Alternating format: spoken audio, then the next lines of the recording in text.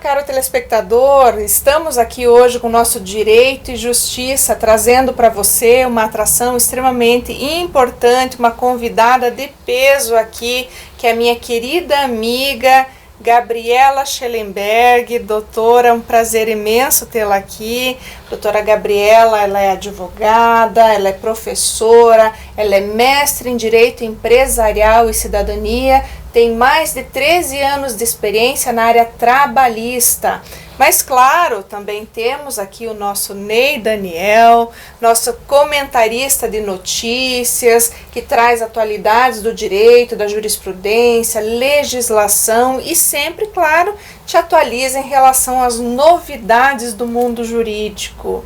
Além disso, nós contamos também com uma importante jornalista, Conexão Brasil-Portugal, que agora também vai te deixar a par das notícias que envolvem os brasileiros que vão para Portugal, que pretendem ir, mas não é só isso. A Europa de forma geral, para você que pretende ir para a Europa, as vantagens, modo de vida e claro, tudo isso ligado também às questões jurídicas, que esse é o nosso objetivo aqui, caro telespectador, é te manter informado, é para que você tenha acesso às notícias e todas as formas possíveis de fazer com que você tenha acesso ao seu direito e à justiça.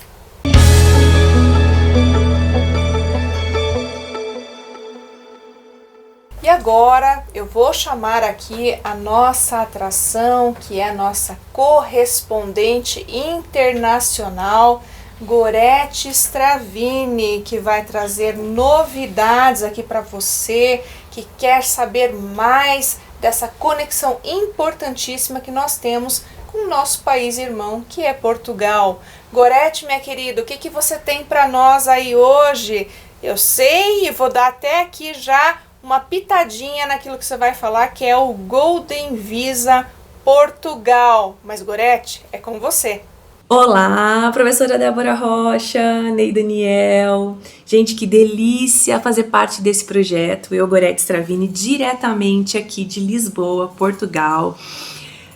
Compartilhando com vocês informações aí de suma importância e relevância nesse programa maravilhoso que é Direito e Justiça.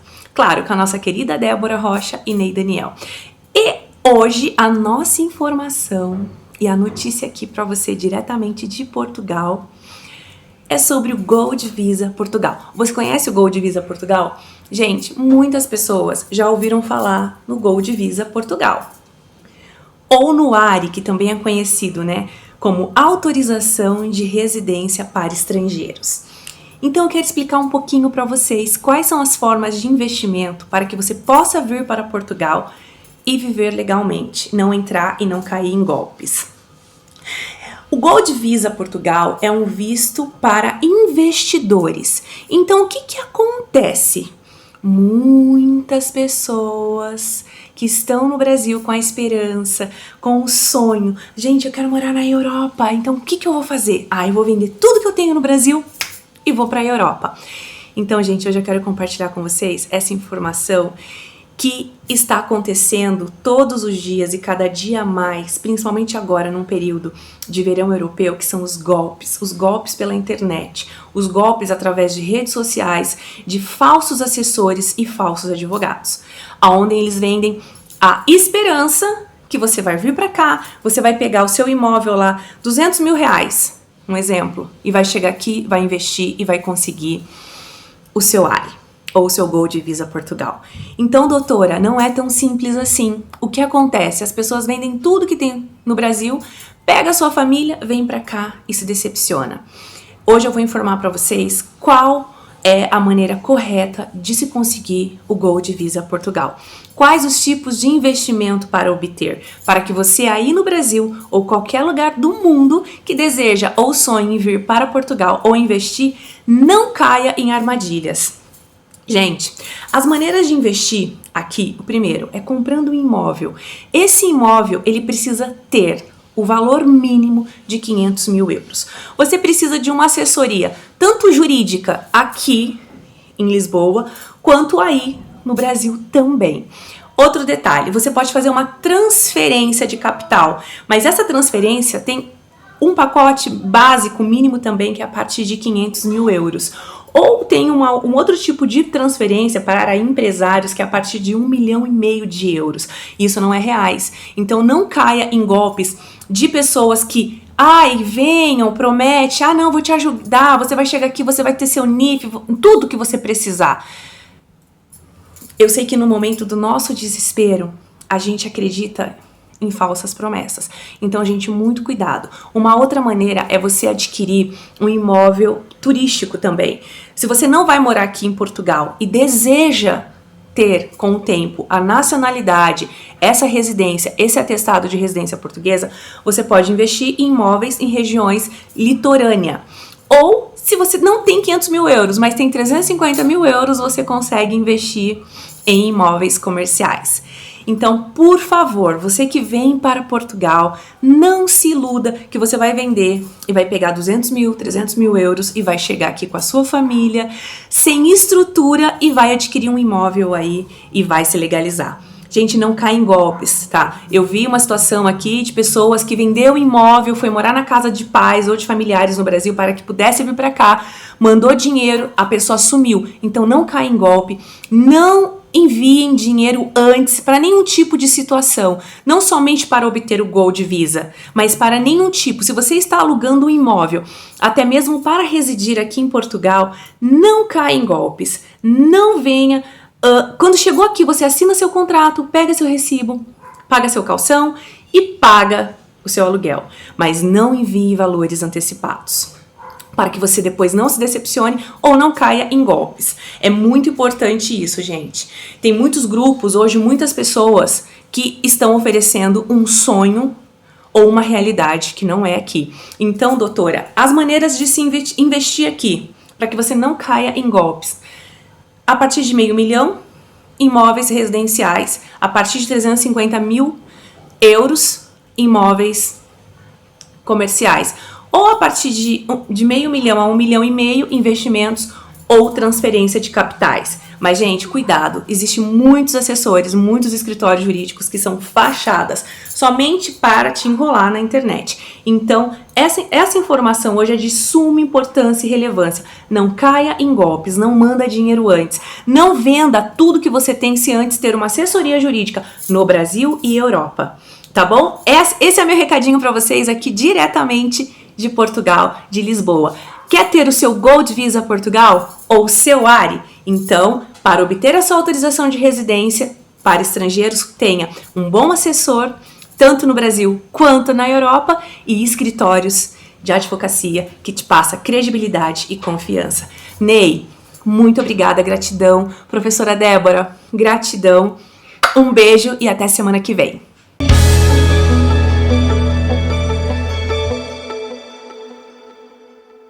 E agora vamos para a nossa próxima atração, nosso querido Ney Daniel, com as atualidades do mundo jurídico para você. Neste nosso encontro semanal, estamos aqui para trazer notícias do mundo jurídico e que vamos pontuar a questão de brasileiros que vão para Portugal e não querem mais voltar. Ora, pois, Portugal é um país lindíssimo, é um país que se come bem e bebe-se bem. Não há o que se falar sobre educação, sobre segurança. A saúde funciona. Ora, não é gratuita como no Brasil, mas você, se está pensando em migrar, em investir ou comprar imóveis em Portugal, e que também tem uma linhagem de cidadania e deseja buscar a sua cidadania, então entre em contato conosco pelo Facebook ou Instagram do programa do Direito e Justiça. Encaminhe mensagem para nós, nos siga na rede social e fique por dentro de mais informações.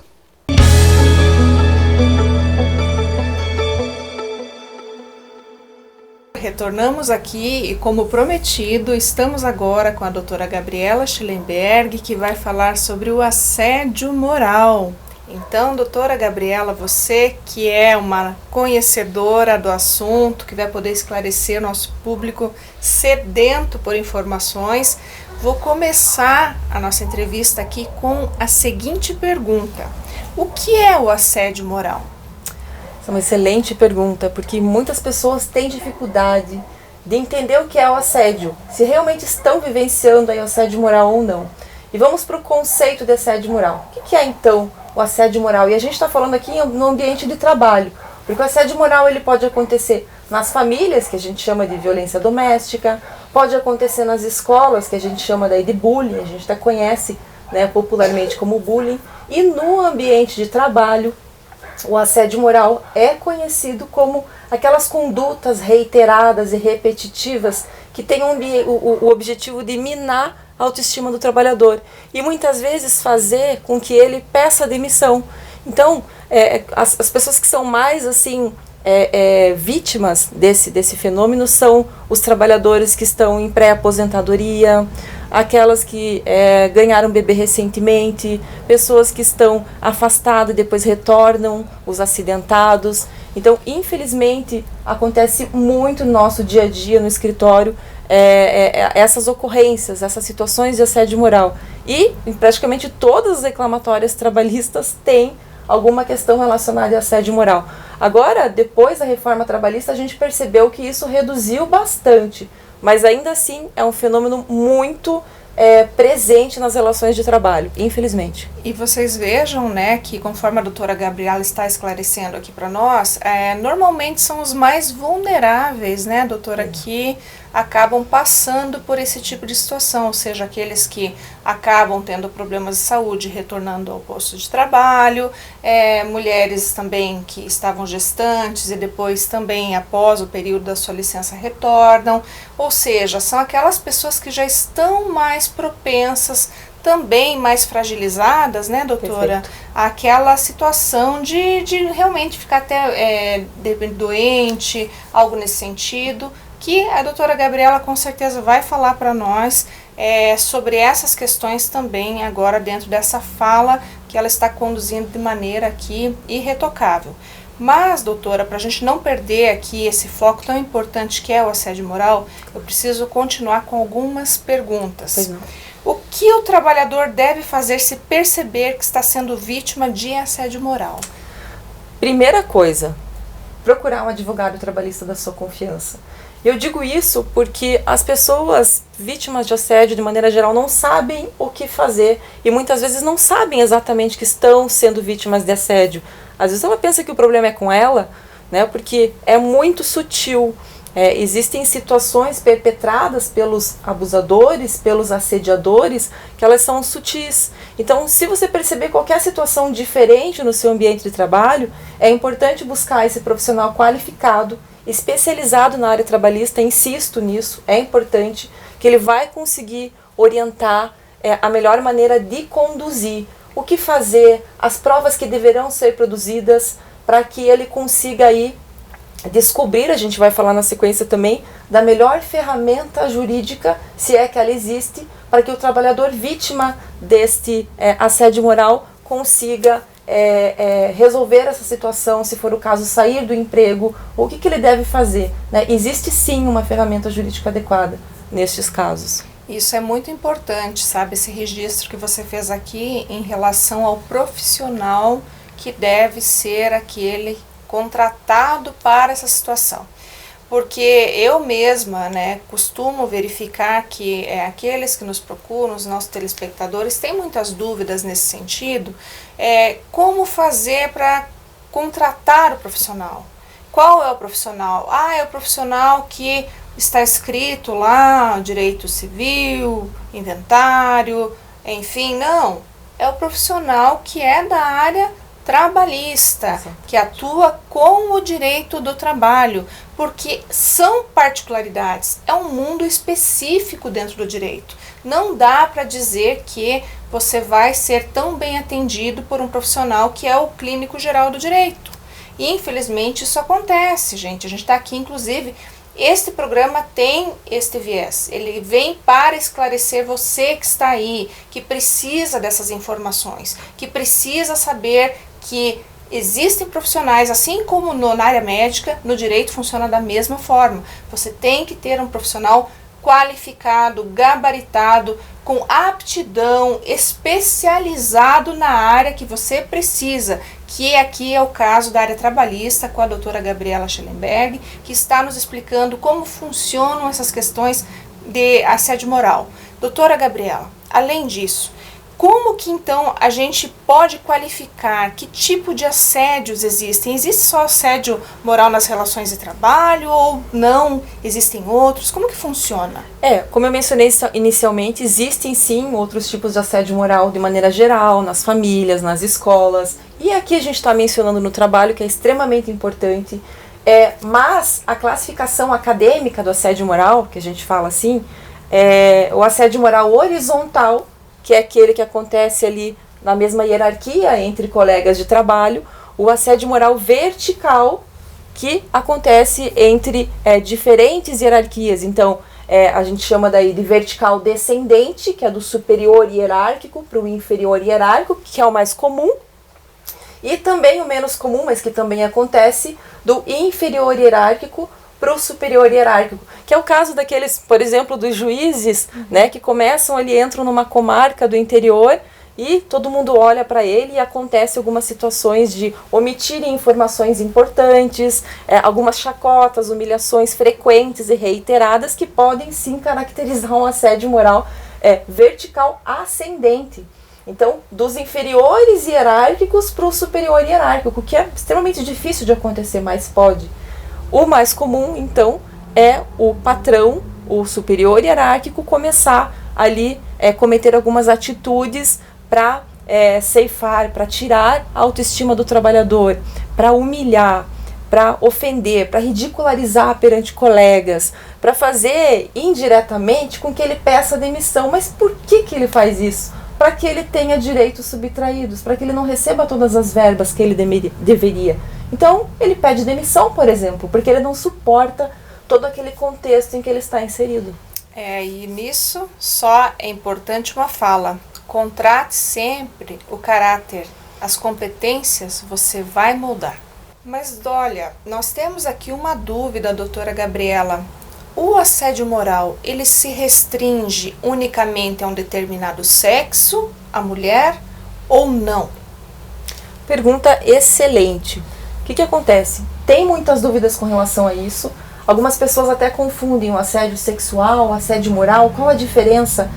Especificamente com relação ao assédio moral, que é o nosso tema aqui, qualquer trabalhador, no contexto também da área trabalhista, pode ser vítima do fenômeno. Então, qualquer trabalhador, independentemente do sexo, né? Então, para configurar o assédio sexual, a situação é diferente, daí tem que ter, sim, um superior hierárquico ali no caso, um chefe, tentando ter alguma vantagem sexual, que não é daí o caso aqui do assédio moral, a situação é diferente, que normalmente o objetivo é fazer com que a vítima peça demissão. A situação ela é diferente, ele não tem esse cunho de vantagem sexual, né? É diferente a situação. Mas nesses casos, até aproveitando esse gancho, poderia haver então o assédio moral concomitantemente ao assédio sexual? Poderia acontecer, sim. Poderia acontecer. Tem reclamatórias que têm pedidos concomitantes. Pode acontecer. O que tem que haver então é essa distinção entre o que é um e o que é outro, para que até mesmo na hora do pedido, no processo, possa se diferenciar e até mesmo produzir a prova de maneira adequada, né? Exatamente. E é importante deixar muito claro que o assédio sexual é crime tipificado no Código Penal.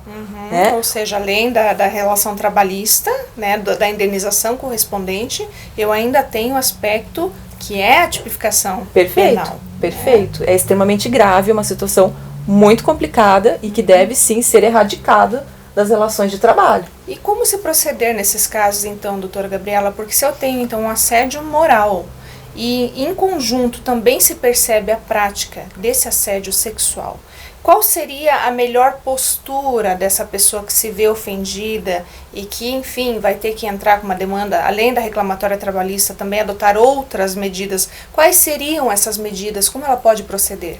Em primeiro lugar, a questão do advogado, ter um advogado trabalhista, ato contínuo, já buscar as provas, produzir provas, né, daquilo que está acontecendo, prova testemunhal, né, provas, áudios, vídeos, e as testemunhas são tão importantes. Nesses casos, no processo trabalhista, a testemunha é extremamente importante. Mas a gente entende que no caso de assédio sexual é muito difícil de comprovar, porque normalmente ocorre ali entre quatro paredes, tudo bem escondido, tudo muito secreto, né?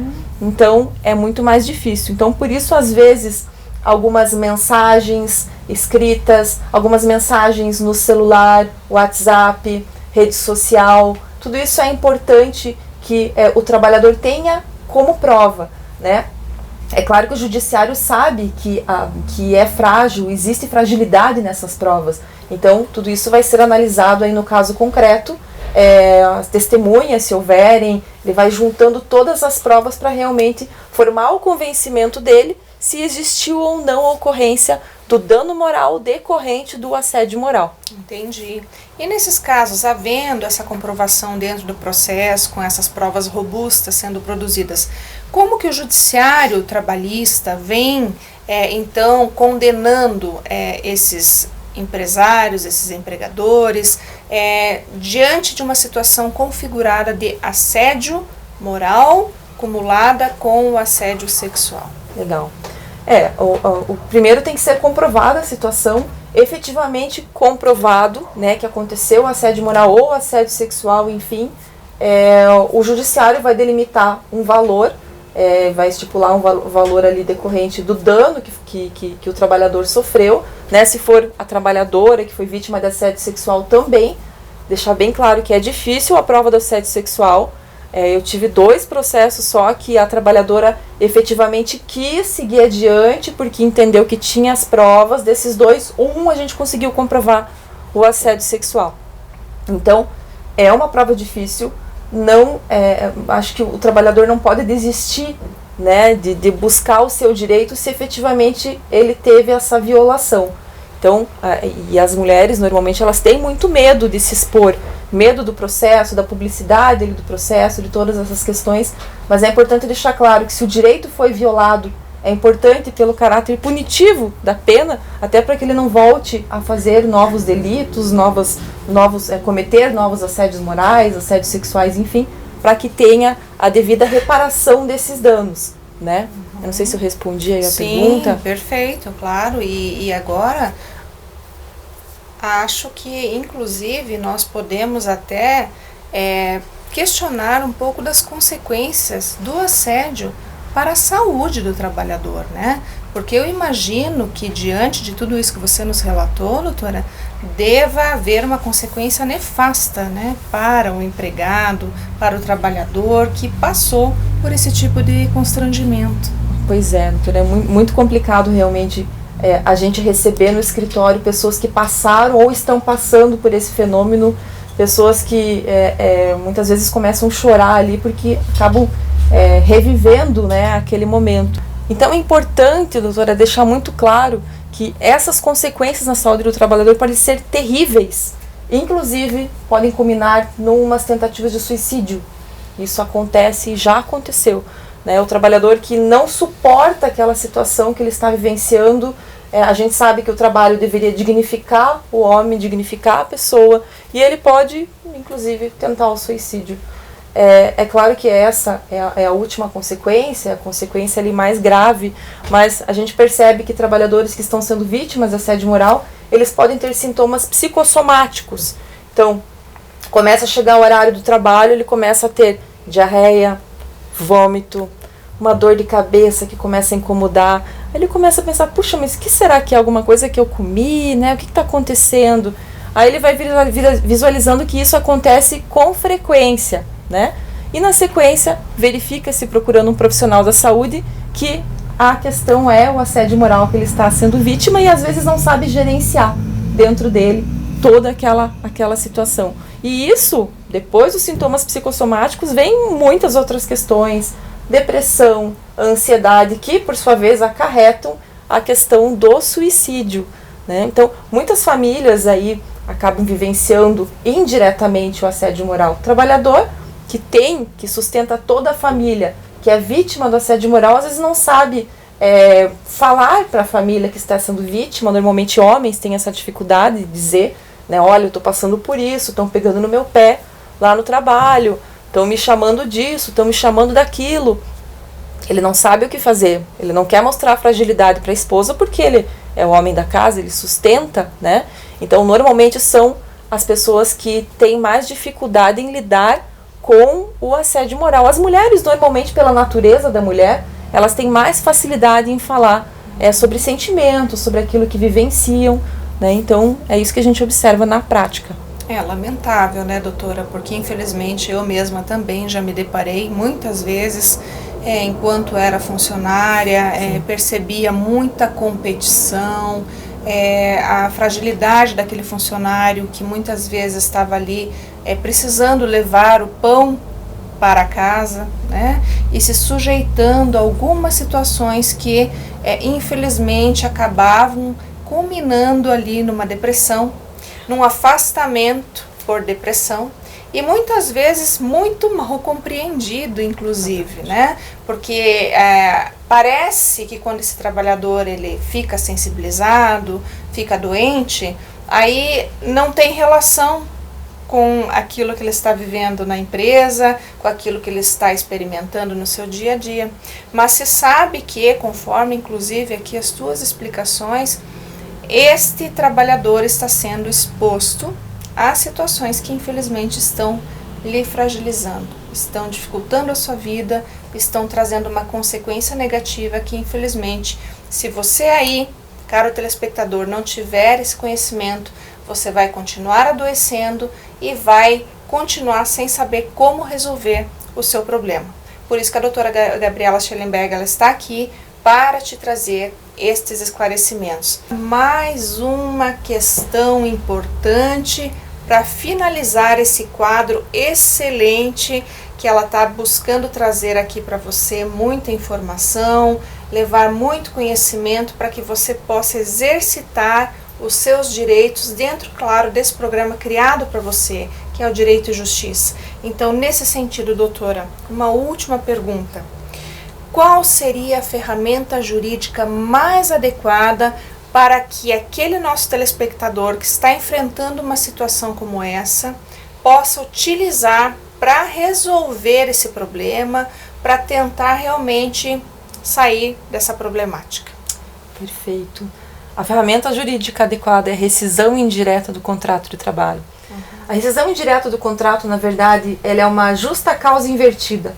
Então, se o empregador pode mandar o trabalhador embora se ele cometeu alguma falta grave, a recíproca será verdadeira se o empregador também cometer falta grave contra o trabalhador.